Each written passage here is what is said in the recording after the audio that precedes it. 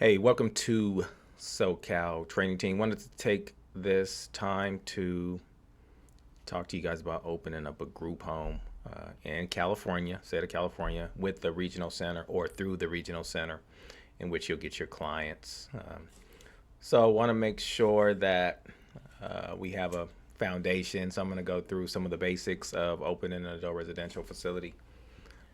Not an adult residential facility, sorry, a group home in California. A group home serves children.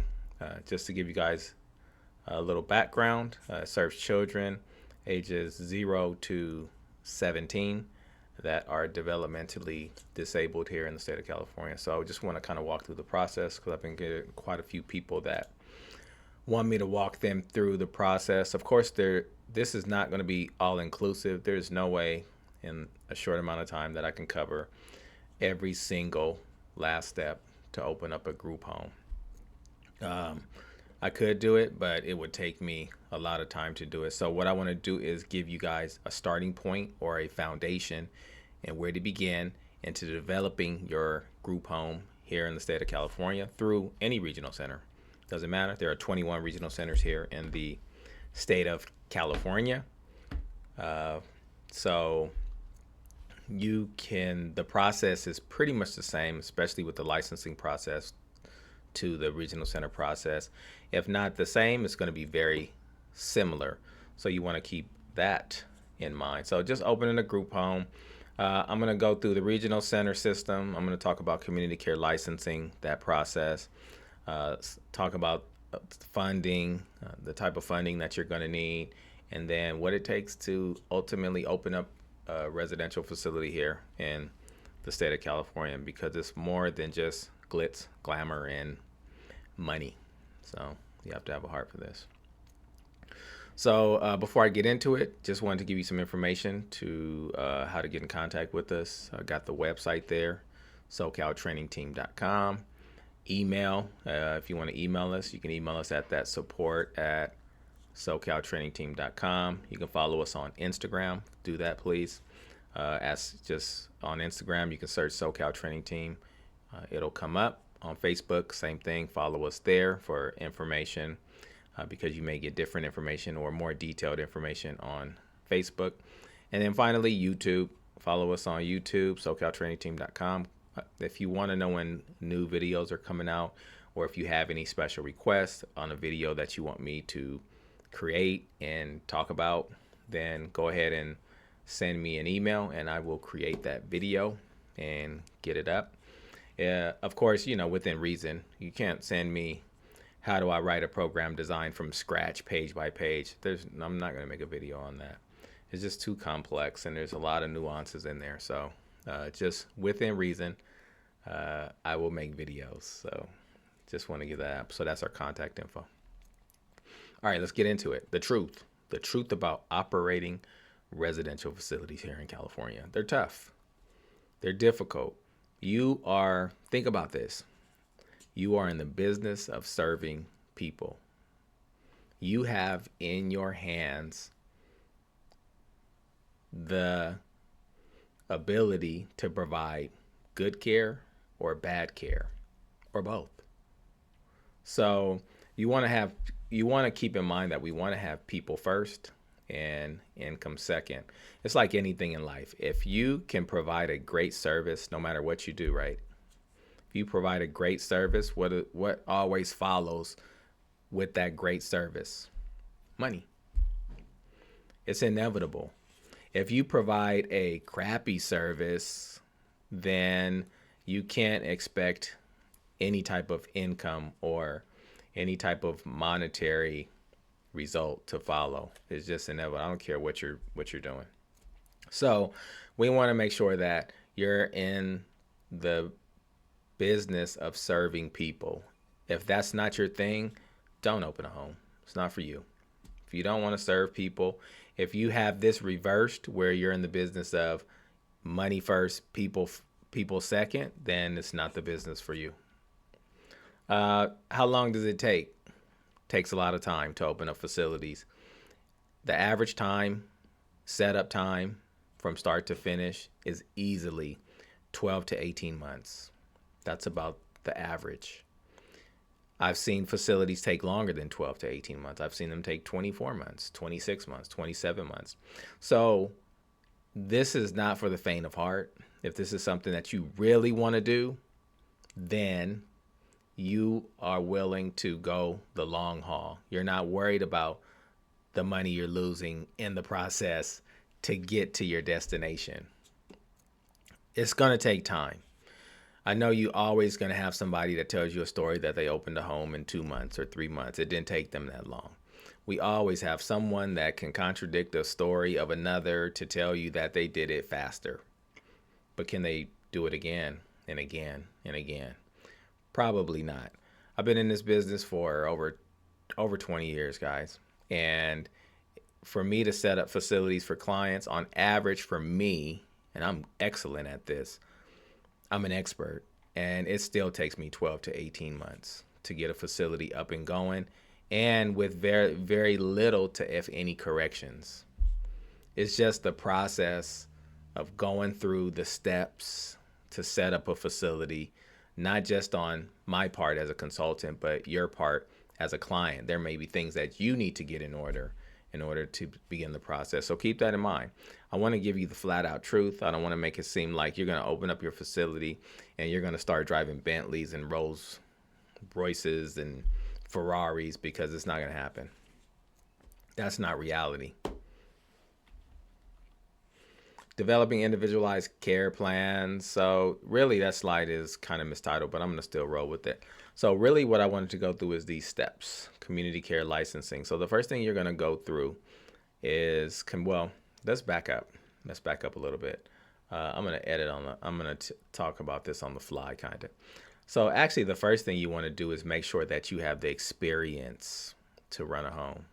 So let me do this. This is on the fly because I don't want to, you guys are going to have to bear with me.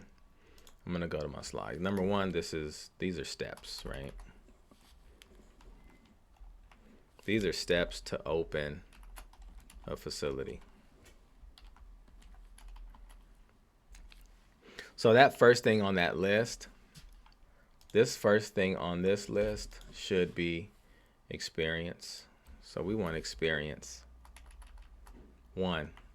Without the experience, guys, you're not going anywhere. So you need experience. And I think I'll talk about that on one of these slides, but that's okay. That's okay. I'm gonna open this back up. Give me a second. And this should be community care licensing. Community care licensing. You guys are like, this guy is nuts. He's just editing on the fly. And then this should be regional center. If you guys have been following me for any amount of time, you'll notice that most of the videos I make, I always talk about experience, getting experience, and locking in that time. So experience, I like to have 1 year experience, at least 1 year, and then community care licensing. And I might touch on this somewhere else here in this training, but I just wanted to fix this because it bothered me. Part A, and then this is part B, and then this is regional center. This is vendorization. That's the way the slide should look. You guys like how I fix things on the fly? You might not like it, but you'll get value out of this training. Trust me. All right. So that's vendorization. All right. Let me open this back up now.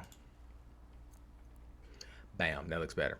All right. Steps to opening a facility. So first of all, guys, I want you guys to have experience. I don't care what anybody tells you. Some people will say just hire an administrator and then just to open your facility. Yeah, you can do that. But I guarantee you won't know how to run your facility nor what to look for. And you are going to take 10 steps backwards instead of going forward. So I recommend that you go get the 1 year experience yourself. I know some of you guys will say, I don't have time to it. I don't have time. I'm a boss. I don't work. I'm an entrepreneur. I'm a whatever, right? You need the 1 year experience, whether you're a boss or not. If I'm not mistaken, when you buy a McDonald's franchise, you have to work in that McDonald's franchise. You have to work all the different positions, right? So think of this as a McDonald's franchise. Community step 2, community care licensing. We're going to go to community care licensing, albeit in between there, yeah, you have a property. Okay. You're going to go to community care licensing and you're going to complete part A and part B. Part A is the application. Part B is the program, business statement, whatever you want to call it. Then after that, you're going to go to the regional center. You're going to go to the regional center. Prior to that, though, let's go ahead and back up a little bit. Prior to that, I want to find out from the regional center what's their current need. What do they have a need for? Do you have a need for group homes for children? Yes, you do. Okay. So let's go ahead and move forward with the process and submit our vendorization application. And like I said, this is not in perfect order, guys. So don't start typing in my response thing that, oh, he didn't give all the steps. All right. So experience, community care licensing, regional center. Navigating the licensing process. So this is saying that you already have a property. We're going to go through the licensing process. We're going to go through that part A, that part B, and then after we license the home, we meet the licensing requirements. We're going to go to the regional center, and then we're going to maintain ongoing compliance, basically to stay in business. That's what we're going to do. So licensing. So let's talk about licensing a little bit. Let's talk about regional center certification, and then let's talk about ongoing compliance as well. All right, let me back up. Let's talk about the licensing process. Part A. Part A is the application. Where do you get the application from? Let me pull it up for you. It's called on the fly training. Where do you get the application? You go to the community care licensing website, right? All I did was just Google CCLD. It brought up this website. I want the application for community care licensing for a group home. Where am I going to get that? I'm going to show you. So on this home page, I'm going to go to forms and brochures. I'm going to go to forms by program. Remember, you can always rewind this video and rewatch it as well to, or pause it as you're clicking through. You're going to go to community care licensing, LIC. You're going to go to form LIC 281. That is the application instruction for a facility license. So we need that form. This form is good for all these different types of facilities that are listed here, but we're concerned about the group home. So that's what we're going to use this application for. So it gives you all the different instructions. It tells you what to do. It also tells you what LIC forms that you need to fill out, what licensing forms that you need to fill out. Based on what we're talking about in this training, we're talking about group home. So we're going to go through and we're going to fill out everything that is required in this section for group homes. We're not going to miss a form. These are clickable links, but I did notice, I'll give you a disclaimer, I did notice sometimes when you click on these blue highlight LIC numbers, it does not take you to the correct form. So you want to be careful with that. So if I click on this monthly operating statement, it should take me to it. These are forms that you can save on your desktop, on your folder. I suggest you create a folder on your desktop, name it CCL or Community Care Licensing, and you save each one of these forms in that folder on your desktop so that way it's easily and readily accessible. These forms, if you do not have Adobe, you need to download Adobe PDF. You can fill out these forms with Adobe PDF and save these forms. If you don't have it, then you got to go the old school route. You can download Adobe Reader. I'm just not sure if you can save the form. I think you can, but you can go here and you can go to Adobe Free Reader. And they have it, let's see, I want the free one. Right here, download Adobe Acrobat.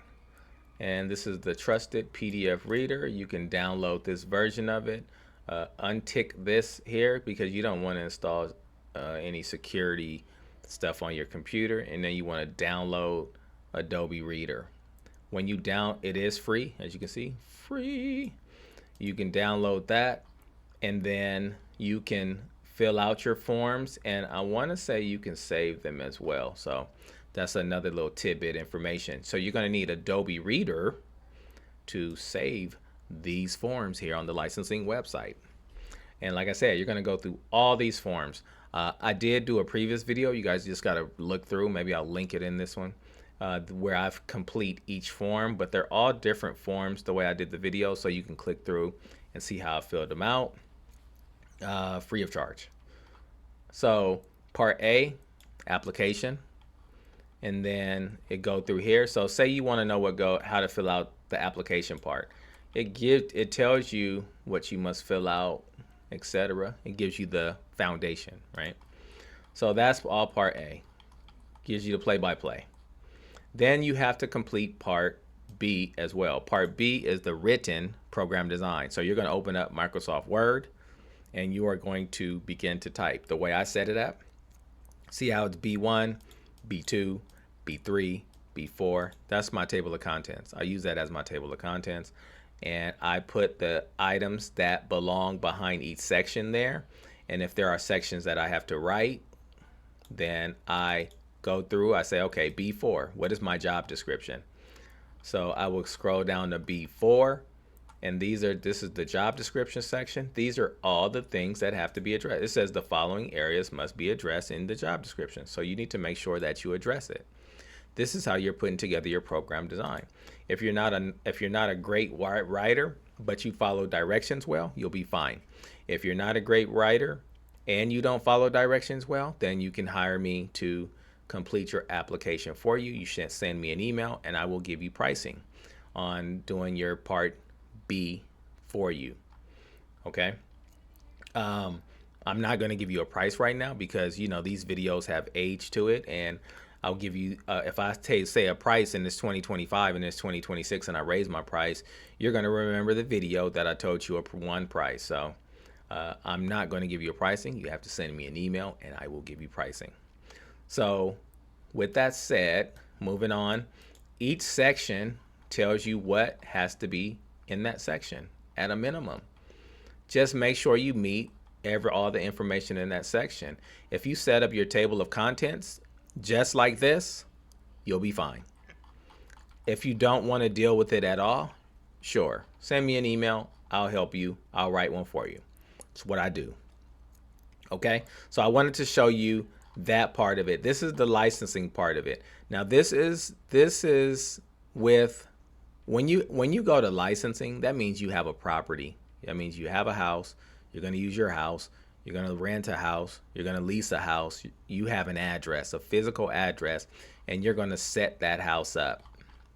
When you submit this application, you have to be ready to go because you can be licensed within 90 days. It typically takes a little longer, but you can be licensed as soon as 90 days. All right, so let's go back to my presentation. So licensing requirements. I just showed you the application. Now, so after your house is licensed, so there's a lot of nuances in there, guys.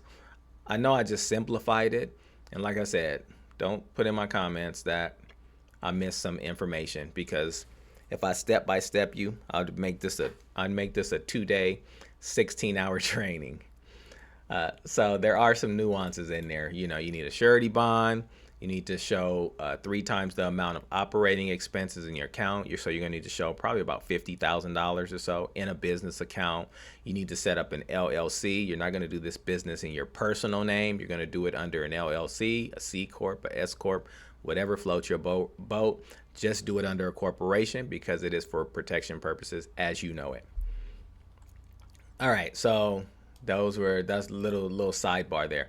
All right, certification by the regional center. When I say certification by the regional center, it really means vendorization by the regional center.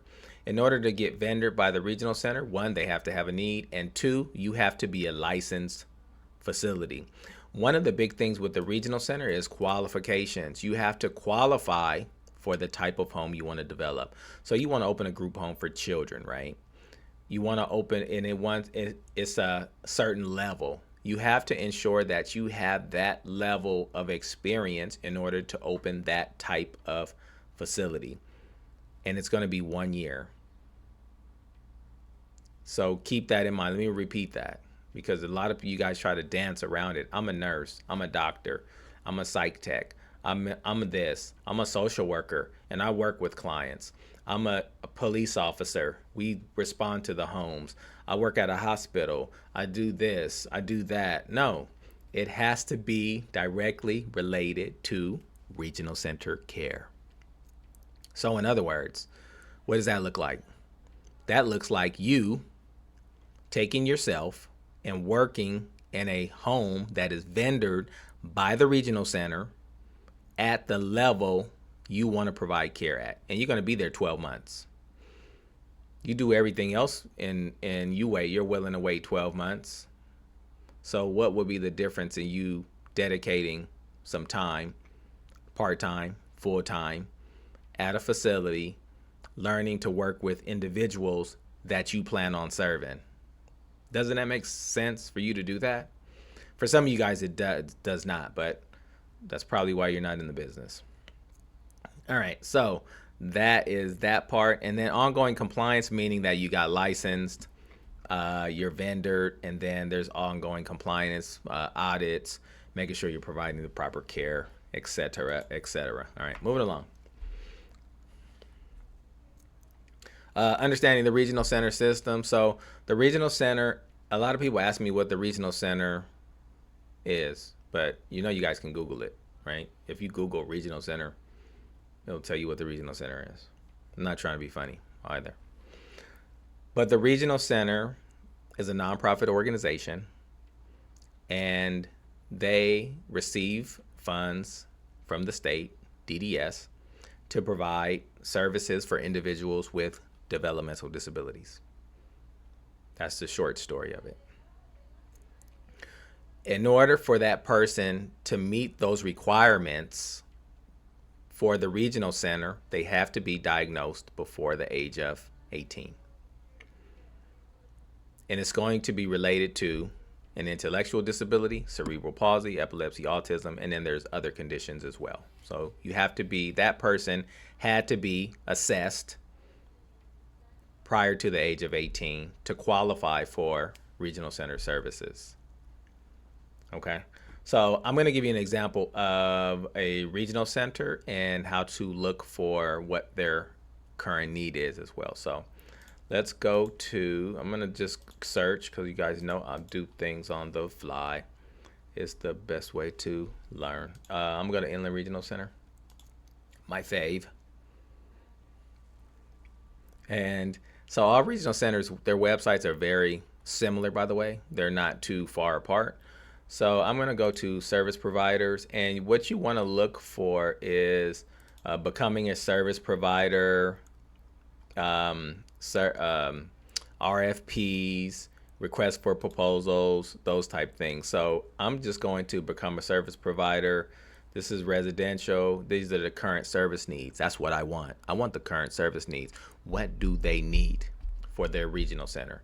All the regional centers typically will post their needs. They post them at various different times. They may have various different needs, but they do at some point post their current service needs. So let's click on that. So what are the current service needs? Let's see, they have a request for need. Let's look at that.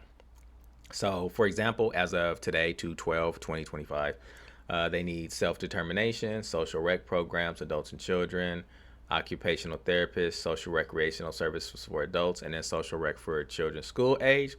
But there's also a service memo here, and let's see what that says. All right, so prospective vendors.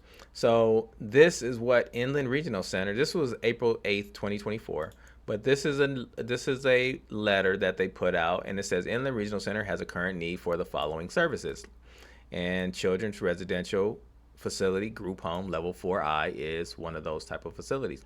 Now, I do know as of this recording, they are revamping or have revamped the services, but I'm pretty sure if you want to apply, they'll give you the new information. It's just going to be in regards to the program design. That's what you're going to get from them. They're going to give you a program design checklist that you follow, and I'm pretty sure it will cover the new Burns rate study that that you need to follow. And I'm not going to get into that part, but these are the different things that they need. So typically, before I apply for any service or before I recommend you or take you on as a client, I'm going to say to you, have you been to the website to see what the current service needs may be? And have you called and talked to someone, got someone on the phone, typically a resource developer? Have you got someone on the phone and asked them what the current need is and what you need to meet those qualifications, right? I can already tell you that off the top of my head, but I like you to find out for yourself. So that way I'm just not giving you information and you're just soaking it up and sucking it up for what from what I'm saying, that you have the information yourself. So you definitely want to keep that in mind. And then as you can see at the bottom here, they're saying, hey, we don't have needs for this stuff. These are all the different services that they don't have need for. Not to say that you can't open it, but the question is, can you or do you have a better opportunity to fill your beds? Remember, the regional center does not guarantee placements. No one ever said they guarantee placements, nor have they ever stated that they guarantee placements.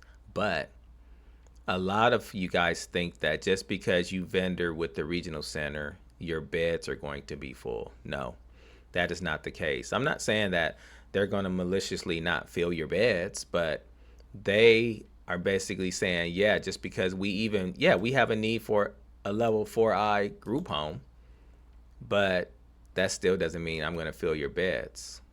So there's no guarantees in anything. Just think of this as any business. Just because you open up a restaurant and your food is good doesn't mean that people will come. So keep that in mind as well. Navigating the system. Navigating the system is just resources, support services, etc. Hopefully all this stuff is making sense to you. Make sure you leave your comments. Make sure you subscribe. Make sure you turn on your notifications, because I do go live from time to time, and then you guys can come on and ask me any question you want in regards to this training, and I can get a little bit more in depth as well. All right, selecting the right property and location. Remember, by the time you go to community care licensing, you do have to have a location because you need an address for the application. So you want to make sure that you're meeting zoning regulations, meaning that there cannot be another home within 300 feet of where you want to develop your facility. That's one. Accessibility. Is the house accessible? How is the layout? Is it conducive to the clients that you'll serve?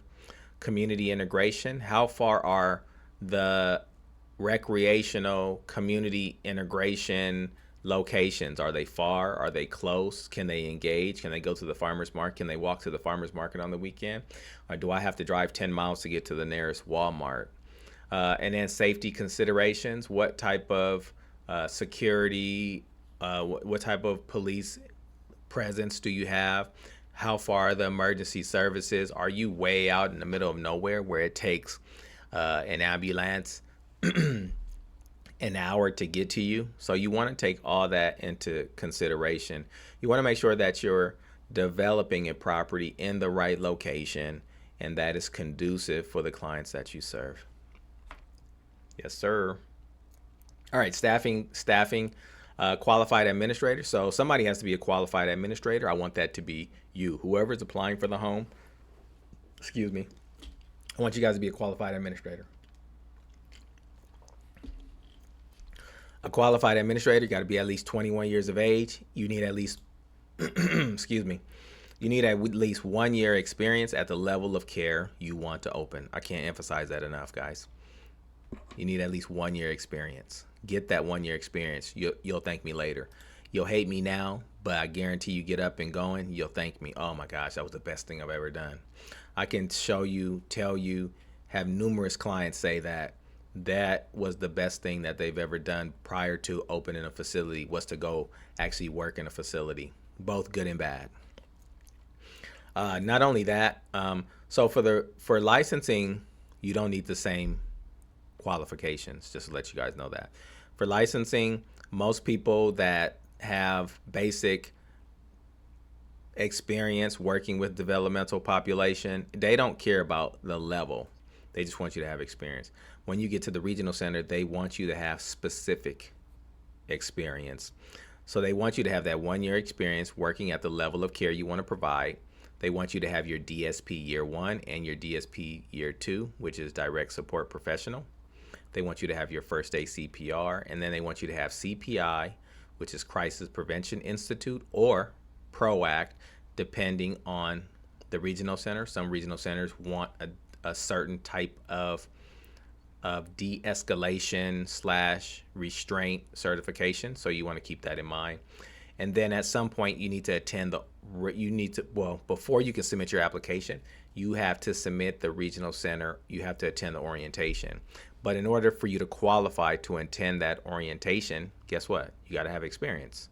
You got to have your DSP 1, you got to have your DSP 2. You have to have your experience before you can even attend the orientation. And then comprehensive training. This is just ongoing training. Ongoing training, of course, when you're in business, you need to make sure that you have ongoing training. And then that last part there is just collaborative culture, just foster communication driven environment where staff can work. You want to make sure that you're hiring people that have a joy or get joy from assisting individuals. All right. Money. This is where a lot of you guys fall off, the money part, and that's okay because you can get there. So funding sources. A lot of the funding sources are regional center, Medicaid waivers, private pay, other. That's how you get paid, right? There are more funding sources than that. Regional center just is on the higher scale when it comes to pay. Cost factors. There's going to be a lot that you guys need to take into consideration besides mortgage and utilities and food and transportation. You're going to have to do payroll. You're going to have to feed your staff and clients. There's facility maintenance. There's insurance that you have to cover. There's taxes that you have to pay. So on paper, it always looks like a big number, right? Everybody sees this big number, $500,000 a year. But how much do you actually net at the end of the day? That's a whole nother training, and I'm not going to get into all that. And then financial planning. So you got to be somewhat of a planner. Part of the licensing application is that it's LIC, one of the LIC forms. You have to fill out a budget, and that budget will give you a good idea of how much you anticipate spending on your facility each month and what it takes to maintain it on a regular basis. All right. Maintaining compliance. So you're up and going. There are reporting requirements that you have to meet. If you worked at a facility for 12 months, you're going to know all this stuff. If you never worked at a facility, you're not going to know any of this stuff because you have no clue. You're going to rely on somebody to tell you or to teach you what's going on. And hopefully they learn the right way, because if they didn't, they're going to teach you and provide you with bad information. So reporting requirements are logging information, incident reports, daily notes, those type things that you collect on each individual client. Inspection and authority, the regional center, they come through, they do inspections. Licensing comes through and they do inspections as well. And then continuous improvement. You always have to be looking for ways to improve and make your business better. It is a business. It's just a business of serving people. If you don't like serving people, you don't like making people better, then this is not, I'm not going to say it may not be. No, it's not the business for you, because if you provide the service, the money will come. And that's my last slide, believe it or not. So this wasn't too long. Hopefully I wasn't too wordy. You guys got some value out of this. If you want to get in contact with us, like I said, I'll crank back up here. Bam, right there, contact us. That's the website, SoCalTrainingTeam.com. Everything is SoCalTrainingTeam.com. Email support@SoCalTrainingTeam.com. Instagram, follow us. Facebook, follow us. And then YouTube, follow us. Appreciate you guys taking the time to out of your day to watch this video. Make sure you subscribe if you haven't already subscribed to the channel for free information on residential facilities. Spend the time with you guys talking about adult residential facilities, elderly facilities, group home, short-term residential therapeutic programs. If you guys have any questions, concerns, go ahead and shoot me an email. Other than that, leave your comments in the chat. Give me thumbs up. Give me thumbs up, as many as you can give me. and I will see you on the next video, and have a good one. Thanks.